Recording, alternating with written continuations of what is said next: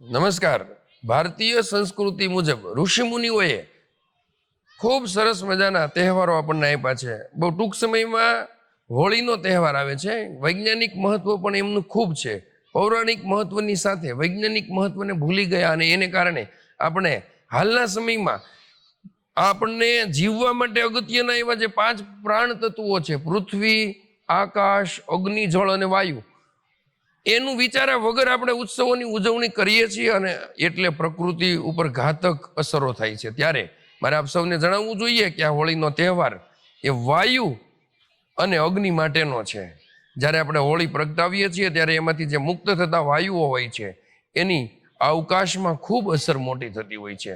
આપણે હાલના સમયમાં વધેલી વસ્તુઓ છે એમને સળગાવીએ છીએ, ધુમાડો કરાવીએ છીએ અને કાર્બન ડાયોક્સાઇડનું પ્રમાણ વધારીએ છીએ.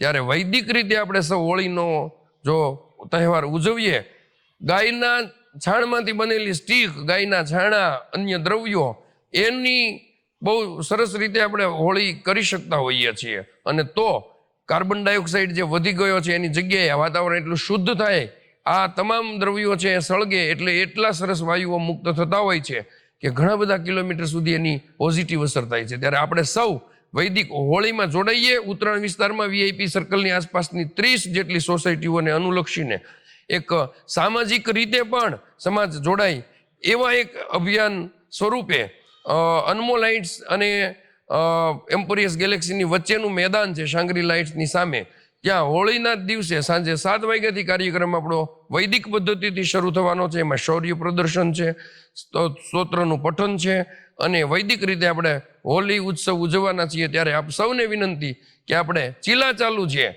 પર્યાવરણને નુકસાન કરતી હોળીઓ હોય એનાથી બચીએ અને ગાયના ચાણમાંથી જે સ્ટીક હોય છે, છાણા હોય છે, એમાંથી થતી હોળી છે એમાં આપણે સૌ જોડાઈએ. આપ સૌને હું આમંત્રણ આપું છું, આહ્વાન કરું છું કે આ 30 જેટલી સોસાયટીઓના સામૂહિક વૈદિક હોળી ઉત્સવમાં આપ સૌ પધારો અને આપણું સૌનું પોતાનું અનુદાન છે પ્રકૃતિના સંરક્ષણમાં આપીએ. અસ્તુ. ભારત માતા કી જય.